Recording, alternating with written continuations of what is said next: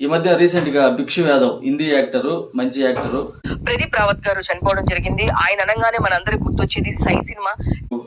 Great actor Srihari గారు. చాలా బాధ అనిపిస్తుంది మనోళ్ళు చనిపోవటం. ఈ పరిస్థితులు చూస్తా ఉంటే దేవుడు అసలు మనకి డబ్బే వద్దా అనిపిస్తుంది. ఎందుకంటే ఐశ్వర్యం ఎక్కువ ఉంది, బ్యాడ్ హ్యాబిట్స్ పెరగడానికి అవకాశాలు ఎక్కువ ఉన్నాయి, మనం చెడిపోవడానికి అవకాశాలు ఎక్కువ ఉన్నాయి.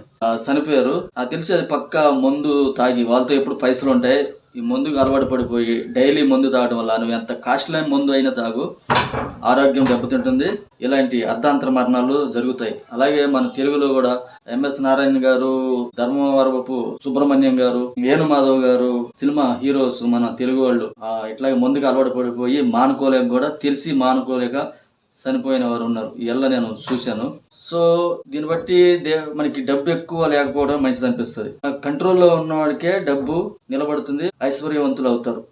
దేవుడు అందరికీ సమానంగానే డబ్బు ఇస్తాడు.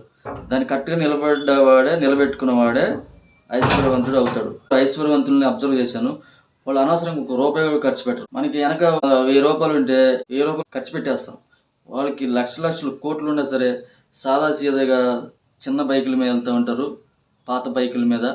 బజార్లో ఒక టీ కూడా తాగరు, అంత కట్టుకుంటారు అనమాట. ఏంది ఇంత కోట్లు పెట్టుకు ఇంత పిసినారుగా ఉన్నారు అని చెప్పి అనిపిస్తుంటారు. మై డియర్ ఫ్రెండ్స్, మనం డబ్బుని కరెక్ట్గా వాడుకుని డిసిప్లిన్ గా నీ ఆరోగ్యాన్ని, ఈ రూపాయిని కంట్రోల్ చేస్తే నీ అంత ఐశ్వర్యవంతుడు లేడు. అది నేను ఆఖరిగా చెప్పదలుచుకున్నది. చాలా బాధ అనిపిస్తుంది మనోళ్ళు చనిపోవటం. గొప్ప గొప్ప యాక్టర్స్, మంచి వ్యక్తిత్వం ఉన్నోళ్ళు ఇలా కంట్రోల్ లేకుండా ఈ బ్యాడ్ హ్యాబిట్స్ కి అలవాటు పడిపోయి చనిపోవడం అనేది నాకు చాలా బాధాకరంగా అనిపిస్తుంది. మీకు ఎలా ఉందో కామెంట్ చేయండి.